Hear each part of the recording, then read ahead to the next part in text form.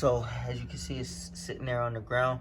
I had to take the starter all the way out, and there's not too much tension on those lines because they're all unhooked or whatever. I don't really want to go through the hassle of unhooking them and then trying to put them in the car and then hooking them up, because it was super difficult trying to do that last time.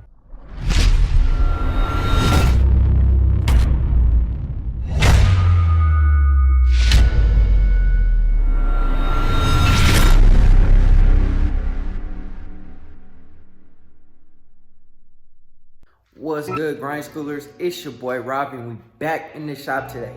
Before we get this video started, hit that like button, hit that subscribe button, and hit that bell notification so you get a notification every single time we drop another video. It really helps me out, helps get these videos out there. I appreciate every single one of y'all from the bottom of my heart. Like I always say, man, this journey has been challenging. It's been tough. It's tough to produce these videos and stuff like that, so I would appreciate it if y'all do that for me. But anyways, what we're gonna do today is we are going to shim the starter, and I got these AN fittings, and I'll show you guys in a second, for my transmission cooler. So when I first, and I've said this in previous videos, but when I first installed my transmission lines or whatever, the old ones that were on the car, I had to cut them. Because I had like stripped the little nut on the end that comes out of the radiator. So I had to cut those off, and I wasn't able to find some direct replacements without like bending them. Now in hindsight, I probably would have went with the original ones, and I would have just bent them or had them bent, because I do have a pipe bender. But I went with, like, I think they're like 7-foot steel braided ones, and so those are way too long. So what we got to do is we got to cut them, put the AN fittings on, and reroute them, because right now how they're routed, I feel like they're routed pretty dangerously. They go over my header. That was my quick fix solution at first, and obviously that's not how it's supposed to go. So what we're gonna do is we're going to shim the starter. We're going to take the starter wire and reroute that as well, because it's kind of routed in like a awkward position. And then we're going to reroute the transmission cooler lines as well. So that's what we're going to be working on today. And then we'll take the Elko out for a spin after we're done doing that. What else? Oh, also, go ahead and get your merch. Shout out to Omi and the Hellcat, because he's the first person I've seen do this, but I'm gonna go ahead and throw up a QR code in my videos for the link to the merch.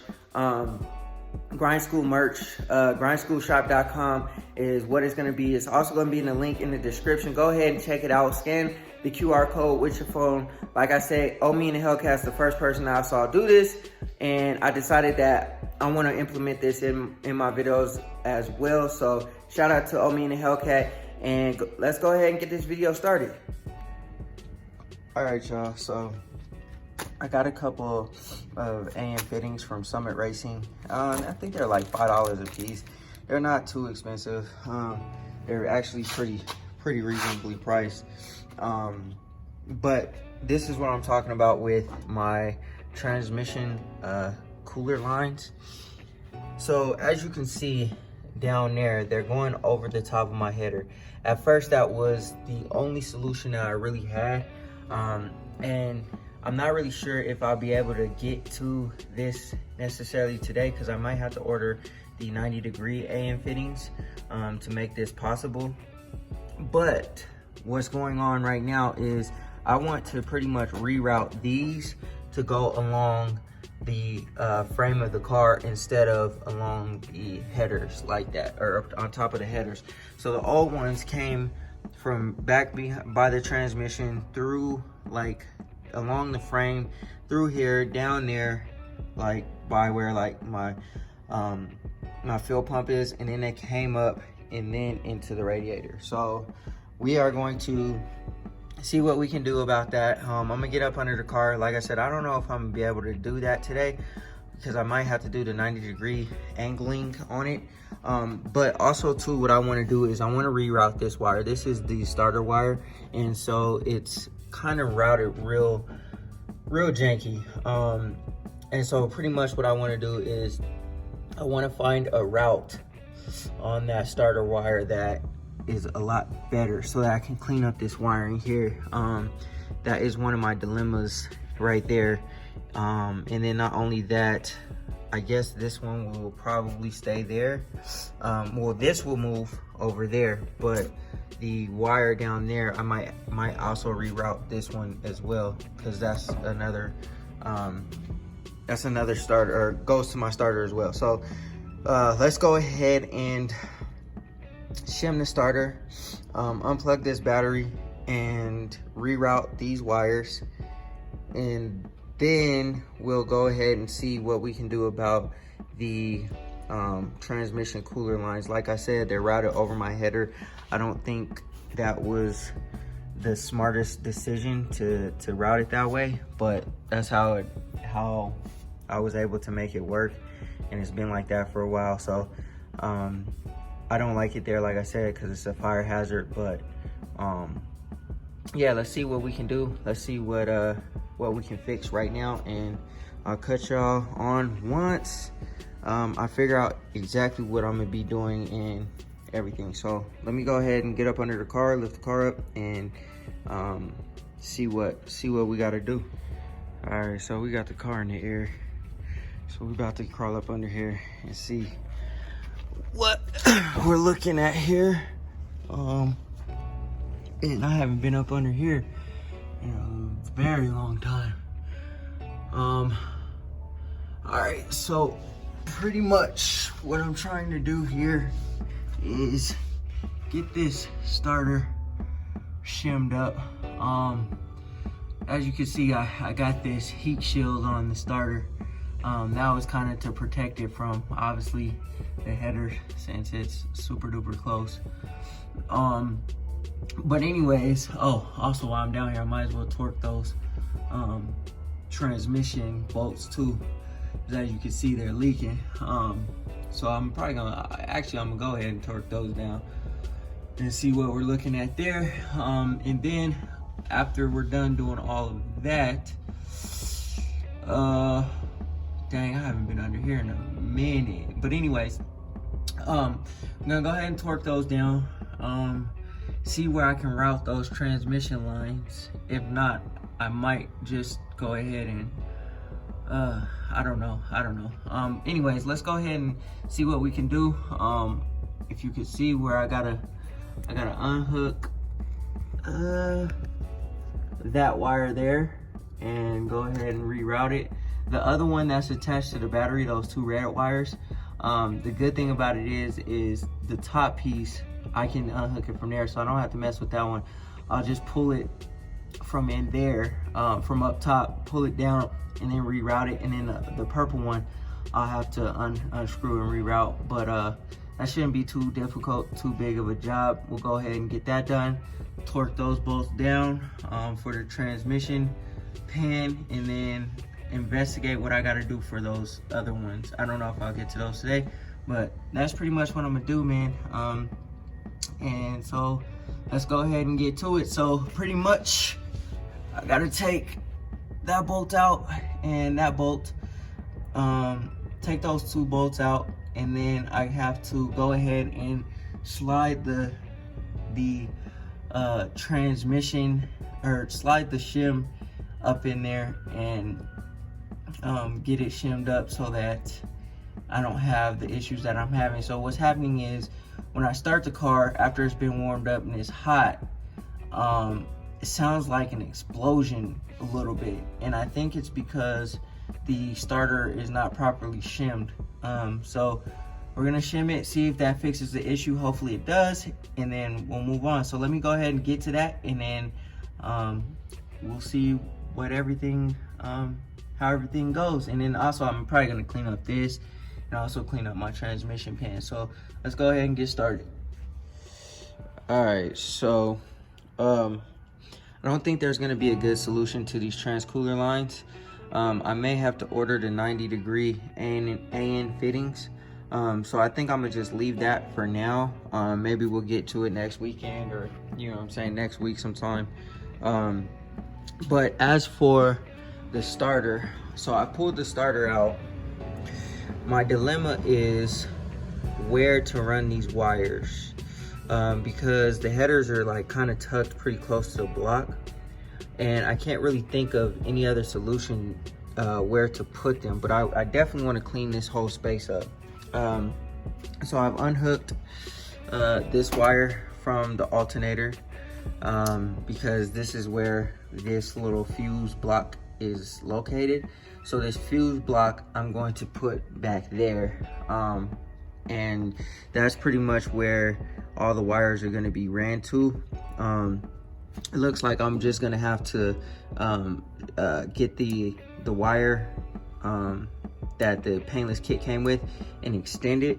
So all I'm gonna do is probably just extend this, and then other than that, figure out what else we're gonna do, I guess, as far as that starter wire. That's my only dilemma. I had to take the starter all the way out. So as you can see, it's sitting there on the ground. I had to take the starter all the way out, and there's not too much tension on those lines because they're all unhooked or whatever. I don't really want to go through the hassle of unhooking them and then trying to put them in the car and then hooking them up, because it was super difficult trying to do that last time. So what I'm gonna do is try to figure out where I'm gonna put that purple wire, so that it doesn't look all goofy and I can clean everything up like I said. And then also too, I had to take the starter out so that I could put the shims on, because unfortunately it wasn't going to be feasible for me to slide the shim in while I had the starter out, so, or had the starter in the car. So we're almost done here. After we're done, I'll go ahead and start the car up, probably take the car to the gas station and go run my errands.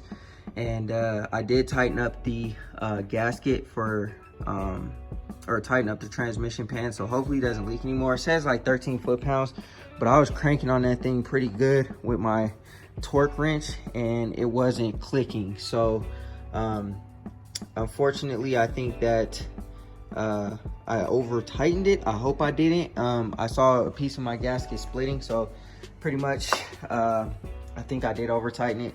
So hopefully it doesn't just start leaking everywhere. So if so, then we'll just have to replace the gasket. And then it looks like we have another issue. Looks like my radiator, my top radiator hose is leaking. I already know that it's leaking up here. I think it's leaking from the radiator hose and not the radiator.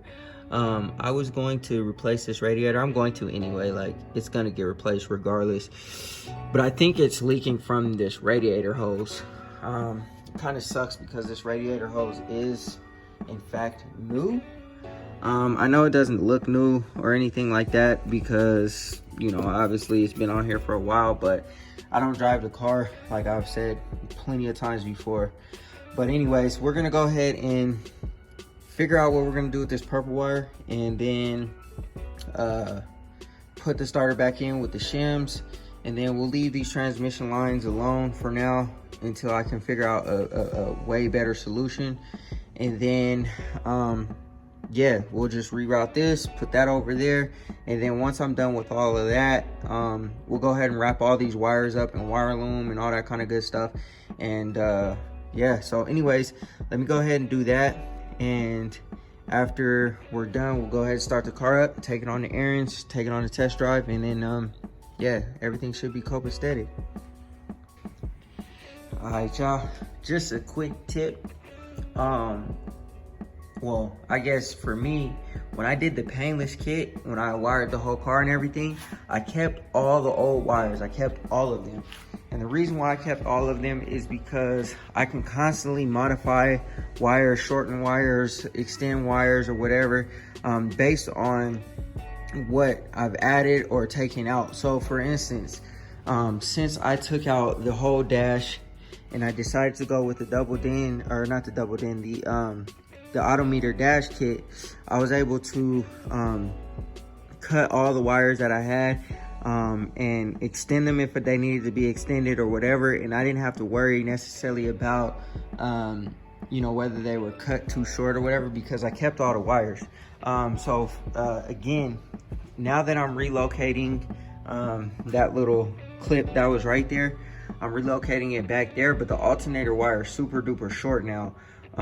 because obviously it was going from there just to the alternator. But now since I am redoing that, and I'll probably route the wire up there through here and into the back of the alternator, I have enough hose or enough wire in order to go ahead and do that. So now I don't have to try to rack my brain about how I'm gonna figure out another wire for this, or go to the auto parts store and find another gauge wire that's gonna work and all that kind of stuff. I already got the wire with me. So that's the reason why I kept all my wires, and I'll probably keep them for, you know, until this car is 100% solid built and nothing changes. We'll probably keep those wires. So just a little tip. I don't know, you know what I'm saying, if anybody has run into the problem where they've changed things on their car and, you know, didn't keep whatever they needed to keep to make it work, but I'm just a proponent of doing that. So that's what we did. So that's what we're gonna do. We're going to extend that alternator wire and have it ran back out that way, and then that will clean up this rat's nest that I had right here, and it will just look a lot cleaner look. I'm trying to hide all the wires in here so that you don't see nothing but the motor. So that's what we're working on, and I still haven't shimmed the starter. I still got to do that. And then yeah, I'm just kind of scatterbrained with this because I don't know how to route these wires. I really don't. But we'll figure it out. We'll get it done. So stay tuned. Also too, if you're kind of like new to wiring or whatever, you should heat shrink all of your wires. You know what I'm saying? Electrical tape is okay, but over time it loses its stickiness and it could, like, basically, I guess, fall apart or whatever, or unravel or whatever you want to call it. But anyways, I also heat shrink on my connectors too. So say for instance, for one, it will be harder for the connector to just slip out because this is kind of like holding it together. And then for two, and then I don't know if any of you have tried to like pull heat shrink off of a wire before, but it's really difficult. So also for two, if there's a little bit of exposed wire behind the little butt connector or whatever, it just covers that up and kind of makes it a little bit more safe or whatever. I've recently started doing this. When I first wired this car, I just had a bunch of butt connectors and stuff, and I didn't heat shrink all of them, but I've been going through and heat shrinking everything, just for obviously the peace of mind and, you know, stuff like that. So yeah, just a little extra added security when, you know, you're wiring, because I know a lot of people, you know, find themselves in a predicament where their car is caught on fire due to like wiring issues or something like that, bad wiring. And that's the root cause, is just wires that, you know, come loose or not wired right or exposed or something like that. And, you know, putting all this time and effort into these cars, man, you definitely don't want that to happen. And if it does, you know what I'm saying, you obviously keep your handy dandy fire extinguisher with you. Like I said, man, too much time and effort goes into these cars to be trying to deal with, you know, issues like fires and stuff like that. I go through great lengths to try to prevent it. You know, obviously no one can tell what will happen in the future or nothing like that, but like, if you can try to prevent it, man, then go ahead and prevent it. So yeah, so like I said, man, heat shrink on all the hoses or all the wires on the ends. And if you splice two wires together just like that, those blue that blue heat shrink is going to be wrapped up. So all those wires will be wrapped up in wire loom as well, just for, like I said, extra added protection, because it gets hot up under here, stuff like that, man. I'm just trying to clean it up so you don't see any wires, you just see the motor. And this is interesting because I found this Edelbrock steel braided fuel line, and I didn't even know that I had this, to be honest with you. I've had it for quite a while, and I just now remember that I did order this, but with the type of setup that I have with the carburetor down to the fuel line, there's no connections for these. However, I'm sure that there's a fix for that. So what I'm gonna do is I'm gonna investigate the fix for it, because I want to change this fuel line. I want to change that out to a steel braided one, just for, again, extra added protection, because that's another reason why cars be catching on fire and stuff, is because fuel gets on the hot components of the car and they start a fire or whatever. So I want to switch that out too, and see what I can muster up, or what I can do with that fuel pump. So just, you know, just trying to get everything all together, man, trying to figure it out. I got those AM fittings, so maybe I might have to rig something up and see what I can do to get that on there. But anyways, man, I keep getting distracted with more and more stuff that needs to be done. So let me go ahead and just get this done, and we'll talk about it in a second. All right, so back to the fire thing, and fire extinguisher and stuff like that. I've always kept a fire extinguisher in my old cars, just because of the simple fact that these cars, you know, that things get old, brittle, hoses get brittle, wiring gets brittle, it breaks. If you don't service it, if you don't keep up with it, it's a potential for something to happen.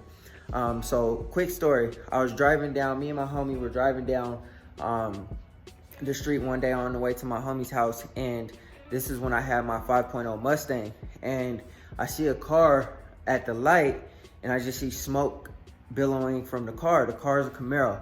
It's like a 3rd gen Camaro, and I pull over, and it so happens to be somebody I went to school with, and so, you know, I tried to get out the car. I'm like, hey, you want to use this fire extinguisher to put the fire out or whatever?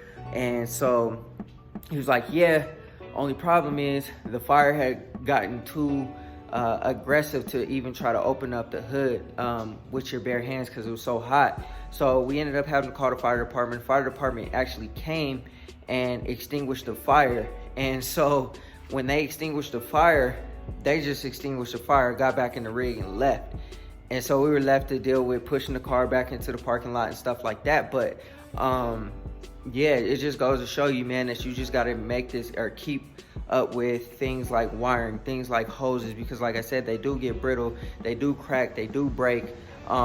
They will cause a fire if you're not careful. And you know what I'm saying, obviously be prepared with your fire extinguishers or whatever you have to have or whatever in order to prevent that. But I just wanted to tell y'all that, because that's the moral behind what I was talking about a second ago, is with the wiring, you want to kind of protect it with, you know, as much as you can.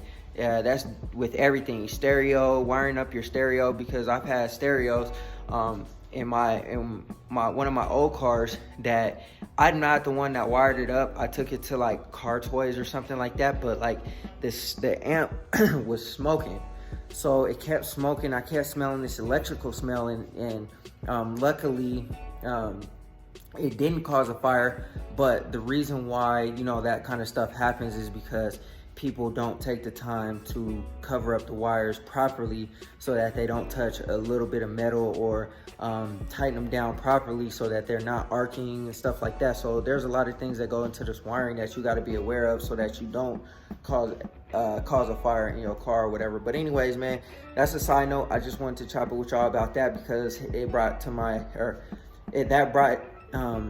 that memory came to mind with the homie in the Camaro, due to the fire and stuff like that. And that's the reason why I kind of go through great lengths to try to prevent that type of stuff. And if it does happen, then we go ahead and throw the fire extinguisher on it, and hopefully that's enough to put out the fire. So anyways, let me go ahead and finish up what I'm doing, and then hopefully everything looks good, and I get everything all done by the time I cut y'all back on. And hopefully when I shim the starter, we have no other issues with it sounding like it's exploding when I freaking turn on the car. So anyways, let me go ahead and wrap this up, and then we'll get back with the video. So I guess while I got the car up in the air, I'm gonna just go ahead and change the oil. Usually what I go with is Royal Purple. Actually, all the time. I only run Royal Purple in the El Camino. And then I guess I got a K&N oil filter too. I usually go with the Fram because it has that rubber stuff that's easy to turn the filter off. But I guess O'Reilly's doesn't sell it anymore. And then the K&N actually has the wrench top on it. So I decided to go ahead and go with that. It's a little more expensive, but whatever. What's dope about that is you just put a wrench on it, crank it off, and it's all good. I don't know if you guys have ever tried to take an oil filter off with no grip on it. It's terrible. It's a terrible thing to try to get off. And if you don't have really a lot of access to put like a one of those oil filter wrenches on there, it's really difficult to get off. Usually you could just stick a screwdriver through it, but it kind of sucks. So I'm gonna get up under there. I'm gonna hit that drain plug right there. Hit that drain plug, take the oil filter out, dump it in this bucket.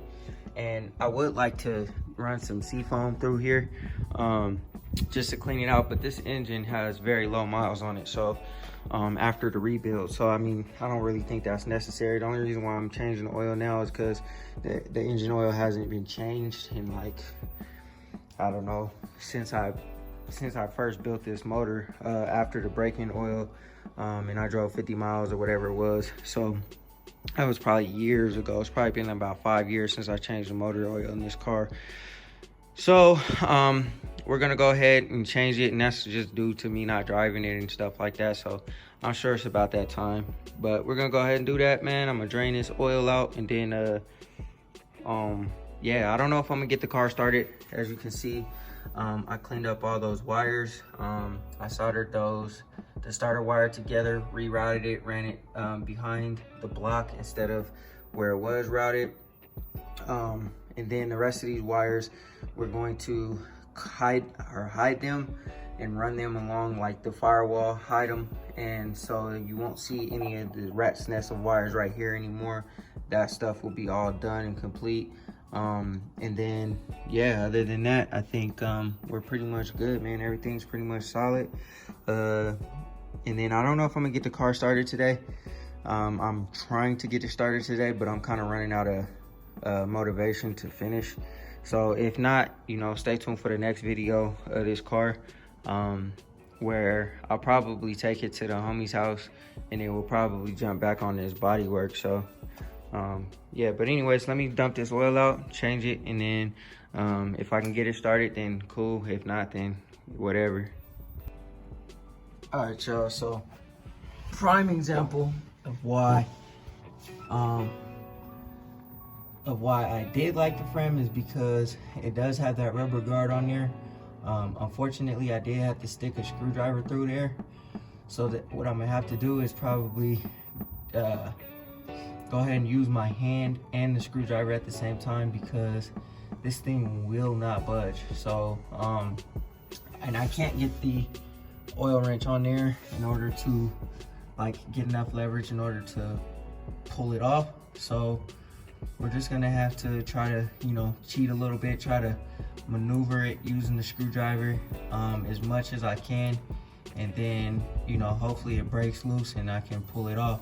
If not, this car is just gonna stay here until I can get it off. But yeah, let's go ahead and work on getting this thing off after the oil's all drained out, and then yeah, hopefully I can get it off and we can get some new fresh oil in here. All right, grind schoolers, that's gonna do it for this video. I hope y'all enjoyed it, man. I wanted to get the car started up, but I didn't end up finishing the wiring in the engine bay, so I don't really have that much to do or that much more to go. All I gotta do is pretty much just heat shrink it, screw one of the screws back in, and it's all good to go. But for the most part, I was able to clean that stuff up. I was able to shim the starter, do all that good stuff. I was able to change the oil on the car. So I made some pretty good progress on the car. Like I said, I wanted to start the car up so that you guys could hear it, but y'all will be able to get that in the next video, so stay tuned for that. I'll probably be driving it a lot more once everything is all set. I do now need a radiator. I believe I said that before.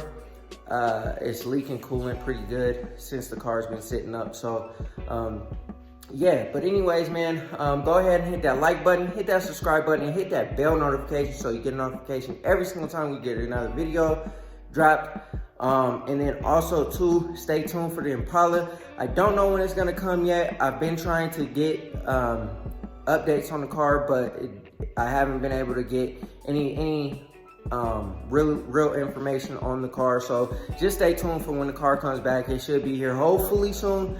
We'll see. But anyways, the next thing that we're gonna do on the Elko is hopefully we'll strip the rest of this paint off of the car to bare metal, and then we'll go ahead and throw some color on it hopefully. For that quarter panel on the other side, I'll go ahead and just bondo it back because that whole quarter panel is going to go away. It's gonna get cut off, and we're gonna replace the whole quarter panel, so it really doesn't matter what happens on it. So if I bondo it, cool, whatever, it's gonna get cut out anyway and then get replaced. But I do want to put some paint on the car so it's not looking like it is in its current state. So anyways, y'all, that's gonna do it. Always remember, work hard so you can live free.